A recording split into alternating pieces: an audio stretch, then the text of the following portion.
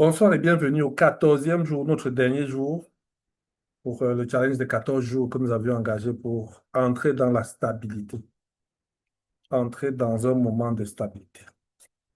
Mettez en pratique la parole et ne vous bornez pas à l'écouter en vous trompant vous-même par de faux raisonnements. Nous arrivons au dernier jour du parcours.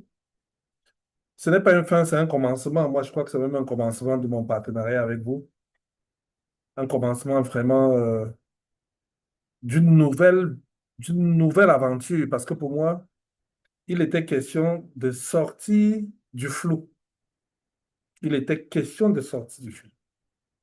Donc, qu'est-ce que tu as compris de cela? Est-ce que tu es vraiment sorti du flou? Est-ce que aujourd'hui, tu es prêt à t'engager vers des nouvelles démarches, une nouvelle façon de voir les choses? Parce que maintenant, tu vois plus clair. Parce que maintenant, tes yeux, je veux dire, le brouillard qui avait devant tes yeux a sauté. Aujourd'hui, tu vas prendre un engagement. Et on va comprendre pourquoi il est important de prendre cet engagement aujourd'hui. Moi, je suis Roger Fondy, coach et conseiller conjugal chrétien, auteur de 21 jours pour son conjoint. Mon hashtag, c'est Coach Fondy.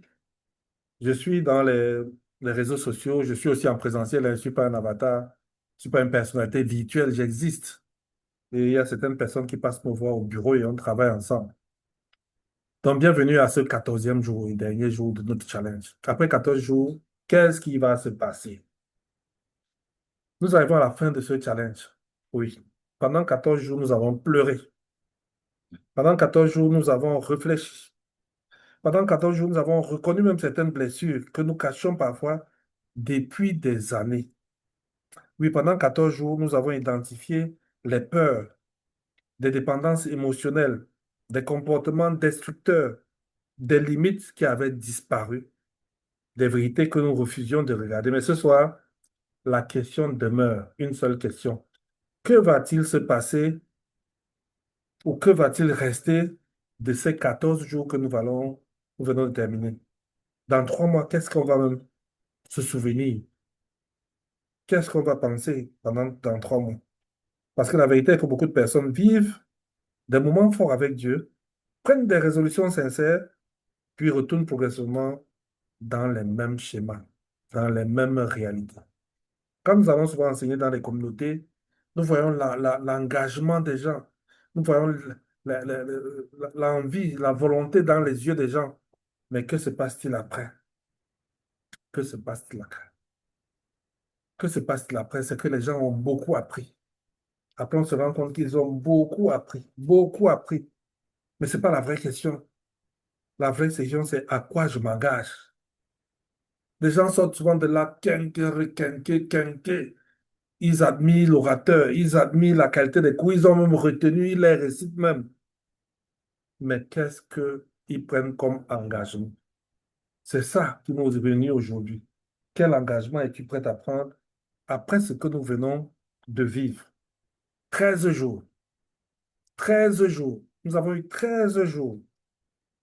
13 jours ensemble, parmi lesquels nous avons compris un certain nombre de choses que Dieu voulait qu'on comprenne.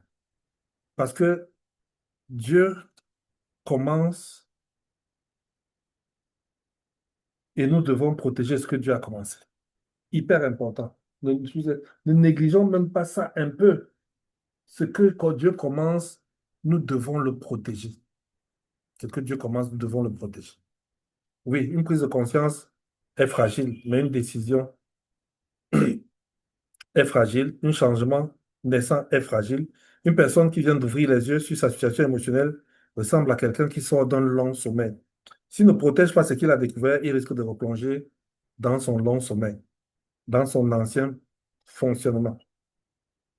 Dans la Bible, on a vu ça avec le peuple d'Israël. Israël a souvent vécu ce cycle-là. C'est quoi le cycle qu'Israël vivait? Dieu agit, le peuple comprend, le peuple promet, et puis le peuple oublie. Pourquoi? Simplement parce que la conviction n'avait pas été transformée en un engagement. La conviction n'a pas été transformée à un engagement. Dieu n'est pas à la recherche des émotions momentanées. C'est pas seulement ça que Dieu veut. Dieu cherche quelque chose qui va durer, la fidélité. Et c'est pour ça que tu es appelé aujourd'hui à protéger ce que Dieu a commencé. Tu dois protéger ce que Dieu a commencé. C'est l'objectif de notre engagement d'aujourd'hui. Je veux avancer, mais pour avancer, il faut que je protège ce que Dieu m'a donné. Pendant 13 jours, tu as appris des choses. 13 jours. Du premier au troisième jour, il était question de faire une espèce de d'évaluation de soi-même. Une espèce d'évaluation de soi-même. C'est pour ça que le quatorzième jour aussi, ce n'est pas un jour nouveau, mais c'est un jour où nous allons mettre la main sur ce que nous avons vécu pour en faire quelque chose de concret, de solide.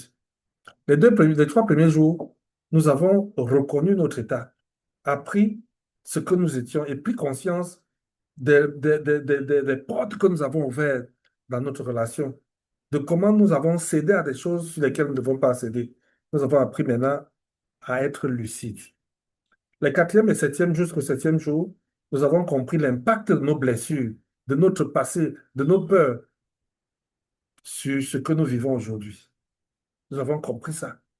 Nous avons compris comment nous devons reprendre nos responsabilités, comment nous devons retravailler pour redevenir la personne que Dieu veut que nous soyons. Et puis les jours 8 à 10, nous avons reparlé de l'identité, ce que nous sommes. Nous avons essayé de nous reconnecter à nous-mêmes. Parce que la réalité de la relation conjugale nous a éloignés de nous-mêmes. On a fini par ne plus savoir qui nous sommes. Non, nous sommes revenus à nous découvrir. On a parlé d'identité, on a parlé de désir, on a parlé de projection, des choses qu'on avait oubliées parce qu'on était préoccupé par le fait de soigner notre relation conjugale. Et puis du 11e au 13e jour, on a appris à poser des limites. On a appris à redéfinir nos valeurs.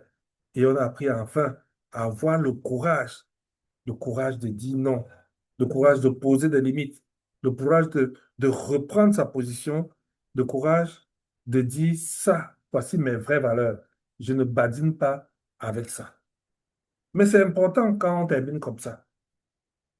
Qu'est-ce que nous faisons avec ce que nous avons découvert? Quand nous terminons 13 jours comme ça, au 14e jour, qu'est-ce que nous faisons de ce que nous avons découvert? Est-ce que c'est des outils qui vont nous servir à, à avoir de nouvelles connaissances? Est-ce que nous allons nous limiter à ces nouvelles connaissances-là? On a forcément, chacune d'entre vous, une bonne intention. Il y a une bonne intention derrière. D'ailleurs, quand tu t'inscrivais, c'est parce que tu avais une bonne intention. Et même maintenant, tu as une bonne intention. Tu veux faire quelque chose de solide avec ce que tu as découvert. Mais les bonnes intentions ont souvent des dangers. Oui, les bonnes intentions sont souvent truffées de dangers. Et l'un des plus gros mensonges, c'est que tu déclares à toi-même, je vais changer un jour. Je vais changer un jour. C'est tellement vague. C'est tellement vague. Le changement ne va pas te trouver par hasard. Le changement n'arrive pas par hasard. Tu sais combien de personnes disent, je vais changer, je vais arrêter d'accepter l'inacceptable, je vais faire le régime, je vais me retirer en salle de sport, je vais. Je vais arrêter de courir derrière quelqu'un qui me méprise. Je vais prendre soin de moi. Je vais revenir vers mon Seigneur. Et pourtant, rien ne change. Et rien ne change pourquoi? Parce qu'une intention n'est pas un engagement. Le fait d'avoir une bonne intention, c'est bien. Mais cela ne suffit pas pour que l'action suive. Dieu bénit ce que nous comprenons, mais ce n'est pas la seule chose qui bénit. Dieu bénit aussi ce que nous appliquons. C'est ce que Jacques nous dit. Appliquez la parole de Dieu. Mettez la parole de Dieu en pratique. Voilà ce que Dieu attend de nous au 13e, au 14e jour de notre challenge. Il veut un engagement sérieux, qu'on lui montre que nous sommes engagés d'abord même avec nous-mêmes, Papa God. C'est-à-dire que je refuse de vivre comme je vivais avant. L'engagement doit être une déclaration intérieure forte. Je refuse de continuer à vivre comme avant. Le fils prodigue dans Luc 15, le gars a dit que non, je vais vers mon père. Donc, c'est quoi? C'est la première décision. Il faut d'abord cette décision-là. Il faut cette décision. Je me leverai et j'irai vers mon père.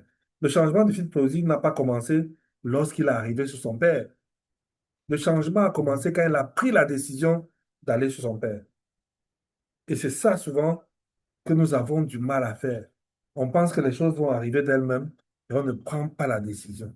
L'engagement va précéder ton changement. Ta transformation est précédée par l'engagement à se transformer. C'est pas après le changement. L'engagement là va déclencher le changement. Le fils prodigue n'a pas attendu d'être arrivé chez son père. Il n'a pas attendu de se sentir prêt. Il n'a pas attendu que la peur disparaisse. Il n'a pas attendu qu'il y ait un début de solution à ses problèmes. Comme beaucoup de femmes pensent que oh, quand je veux me sentir mieux, je vais engager. Quand je serai plus ceci, je vais engager. Pour le moment, vraiment, je ne peux pas engager. Et ils ont souvent un prétexte là. Les enfants sont encore mineurs, je ne peux pas engager un genre de démarche. Je n'ai pas encore de revenus suffisants pour m'en sortir. Donc, il y a toujours des prétextes. Mais c'est important de savoir que, quelle que soit ta faiblesse, quel que soit le niveau auquel tu es maintenant, en termes de manquement, de manque de compétences, tout ça, ce que Dieu veut, c'est que toi, tu décides. Le reste peut te surprendre. Dieu veut que tu décides. Quand tu auras décidé, tu verras le reste. Maintenant, je vais te montrer quelques éléments sur lesquels, si tu te demandes comment tu vas t'engager, les éléments dans lesquels tu dois commencer à t'engager aujourd'hui. Le premier engagement, c'est l'engagement avec Dieu. Dieu est la source de la vie. Il dit dans Matthieu 6,33, cherchez premièrement le royaume de Dieu et sa justice, et toutes ces choses vous seront données par-dessus tout. Toutes ces choses que tu imagines là. Si tu lis les versets 32, les versets 31 et tout ça, je te recommande de lire Matthieu 6. Tu vas voir que Matthieu 6 te dit que Dieu sait, il sait ce dont tu as besoin. Il sait ce dont tu as besoin. Mais il a besoin que tu lui démontres ton engagement vis-à-vis de lui. Tu as besoin d'engagement personnel avec Jésus. Ce n'est plus la blague. On est maintenant dans une situation de combat. Et le combat spirituel, on ne blague pas. Tu n'es pas connecté à Jésus, tu es exposé. Tu es exposé, tout peut t'arriver. Donc le premier engagement, c'est l'engagement envers Dieu. Et tu décides que je vais m'engager avec Dieu. J'ai même décidé de commencer des leçons d'affaiblissement. Donc, celles qui veulent participer à mes leçons d'affaiblissement, elles ne sont pas payantes, elles sont gratuites. Elles vont durer 6 semaines. Donc, on va faire chaque semaine une leçon d'affermissement pour développer la communion, la connexion avec Dieu. Connaître qui est Dieu, comprendre comment il fonctionne, apprendre à marcher par l'esprit, apprendre à confesser ses péchés, apprendre à prier, apprendre à méditer la parole de Dieu pour comprendre ce que Dieu veut nous dire. Toutes ces choses-là, on va le voir. Deuxième engagement que tu dois prendre, c'est envers tes émotions. Tu dois t'engager envers ta santé émotionnelle. Oui, tu dois refuser de négliger ce qui détruit ton âme. La Bible dit de garder ton cœur plus que toute autre chose. Garde ton cœur. Protège ton cœur. Parce que de lui viennent les sources de la vie. Si ton cœur est exposé à n'importe quoi, tu peux regretter parce que ton attitude, ton comportement, tes actions vont dépendre de ce qu'il y a dans ton cœur. Le cœur au centre. Garde ton cœur. Donc, travaille sur ta santé émotionnelle. Ne t'expose pas. Engage-toi pour avoir une bonne santé émotionnelle. On peut en reparler après. Et puis l'autre engagement que tu dois avoir, c'est envers tes propres limites. Tu dois t'engager vis-à-vis de tes propres limites. Je refuse de laisser les autres définir ma valeur. Je refuse les comportements qui me détruisent. Je refuse la manipulation émotionnelle. Mes limites ne sont pas une punition pour les autres. Elles sont une protection pour moi. Parce que quand tu commences à poser tes limites, tu commences à paniquer. Oh, comment les autres vont penser? Ils vont se dire que ouais, je les aide plus, tout ça. Tes limites, c'est d'abord pour te protéger. On appelle ça les barrières. Moi, je n'ai pas expliqué à mon voisin pourquoi j'ai mis une barrière. Quand je clôture ma maison, je n'ai pas expliqué aux voisins, aux gens du quartier. Parce ils peuvent bien se lever et dire que, mais, voisin, est-ce que tu doutes de nous? Hein, on est bien ensemble ici au quartier, pourquoi tu mets une clôture? Non, je mets la clôture pour me protéger. Ça n'a rien à voir contre mon mari. Ma limite, mes limites que je pose n'ont rien à voir avec mon mari. Ça a tout à voir avec moi. Moi, je travaille pour ma propre protection. Je ne travaille pas pour protéger l'autre pour l'instant. Pour l'instant, je suis vulnérable et je travaille pour me protéger moi-même. Autre engagement, je m'engage à grandir. Il y a trop de nains dans les mariages. Il y a trop de nains dans le mariage. Il faut travailler pour se développer. Il faut développer ses compétences, développer ses connaissances, développer ses capacités. Il faut que une femme qui est mariée depuis 5 ans, qu'elle ait, qu'elle ait une croissance qui est supérieure à celle d'une femme qui vient de se marier. En termes de connaissance de son mari, en termes de développement d'elle-même, elle travaille pour se développer. L'apôtre Paul disait, je cours vers le but, je cours vers le but. J'oublie ce qui est derrière. Je ne passe pas le temps à pleurer que oh, mon mari m'avait fait ceci, ma parent m'avait fait ceci. Je suis focalisé vers, je dois croître, je dois me développer. Je dois aller vers ce qui me donne des résultats probants dans ma maison. C'est ça qui me préoccupe maintenant. Qu'est-ce qui va me permettre d'être la personne que je veux être? Et c'est pour ça que dans l'un des jours, je vous ai dit, réfléchissez sur ce que vous voulez devenir. C'est très important. Qu'est-ce que tu veux devenir? C'est ça qui détermine le chemin que tu prends, les moyens que tu utilises, les formations que tu dois suivre. C'est très important. Et je voulais terminer en te parlant du plus grand danger. Oui, le plus grand danger commence demain. Le plus grand danger commence demain, c'est pas aujourd'hui. Aujourd'hui, chacune de vous est motivée, engagée. Aujourd'hui, vous êtes entouré. Je suis là, je vous écoute. Aujourd'hui, nous nous encourageons même. Nous sommes encouragés par les enseignements que nous avons suivis. Mais le vrai danger va commencer demain. Parce que demain, les vieilles habitudes vont commencer à revenir. Oui, elles vont commencer à toquer à la porte.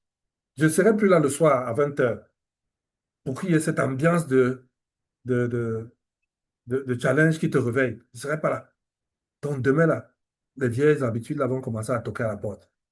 Les peurs que tu avais, tu ne vas plus entendre le message du soir. Les peurs là vont commencer à revenir petit à petit. Oui, certaines personnes vont tenter de reprendre la place qu'elles avaient dans ta vie. Elles vont tenter de reprendre leur place. C'est pour ça que il faut entretenir ton engagement tous les jours, le renouveler tous les jours. Je refuse les engagements pris dans les émotions. Ce n'est pas de ça que moi je parle. Je ne parle pas d'engagement émotionnel. Je parle d'un véritable engagement. Celui de devenir la personne que tu estimes que tu dois être en rapport avec ta relation avec Dieu. Voilà ce que je voulais partager avec toi aujourd'hui parce que nous allons discuter plus longtemps dans le forum là. Tu as appris quelque chose, tu développes un engagement et ça te donne quoi? Une nouvelle saison de ta vie. Parce que si tu sors du challenge et ta vie ne change pas de saison, pour moi, il y a un problème. Il y a un problème. Il y a un problème. 14 jours, nous avons reçu la manne. Pendant 14 jours, nous avons découvert les choses, même celles que nous ne voulions pas voir. Nous avons découvert. Dieu nous a montré, nous a rappelé notre vraie valeur, pas celle qu'on nous donne là, pas celle que le regard de l'autre nous donne. Nous avons appris à être courageux. Mais aujourd'hui, ce que j'attends de toi, c'est qu'est-ce que tu fais de ce que tu as reçu? Voilà la question. La question, la vraie question, c'est je fais quoi de tout ce que j'ai reçu? Si tu ne t'engages pas, ce que nous avons passé ensemble, c'est des jolis souvenirs. Tu as les captures d'écran, tu as les vidéos en replay et tout ça. C'est des jolis souvenirs. On ne va pas cracher dessus. Mais avec l'engagement, c'est une transformation qui naît. C'est une nouvelle saison de ta vie que tu découvres. C'est une nouvelle être que tu vas voir se développer. une nouvelle façon de voir. Et c'est pour ça que l'apôtre Jacques disait que il ne faut pas se limiter à écouter. Avec les faux raisonnements là, il faut mettre en pratique. Il faut mettre en pratique. Et pour moi, mettre en pratique, ça veut dire que normalement, chacune de vous devrait me prendre une box pour me montrer le document qu'il a développé en ces 13 jours. Son document, avec ses résolutions dedans, qui va être comme son plan d'action future. Inbox, on peut discuter de ça. Quel est ton plan d'action future sur la base de ce que tu as appris depuis le début? Par contre, il peut arriver que peut-être tu veux qu'on continue un programme particulier à partir de ce que tu as suivi ici. Tu peux découvrir un aspect en travaillant sur les 13 premiers jours. Tu as peut-être découvert un aspect où tu penses qu'il y a un travail personnel qu'il faut faire, comme te reconstruire après l'infidélité de ton mari, ou alors sortir de la manipulation et la domination, ou alors, je ne sais pas moi, vivre avec un conjoint qui est responsable, ou alors gérer mon foyer malgré la violence de mon mari. Tu as comme ça beaucoup de thèmes sur lesquels, si tu veux, on peut parler une box là-dessus, mais ne reste pas sans rien faire après 13 jours. Ne reste pas sans rien faire. Nous avons pris le challenge. L'avantage du challenge, c'est que ça entraîne. On est en groupe. Il y a un mouvement commun là. Mais il faut que cet entraînement-là t'ait emporté et que la vitesse que ça t'a donnée, tu continues dans cette vitesse-là. Tu continues à accélérer pour un véritable changement. Donc voilà ce que je voulais partager avec toi aujourd'hui. Que Dieu te bénisse. Rentrons dans le vif de la discussion maintenant. Si je veux qu'on partage un peu là.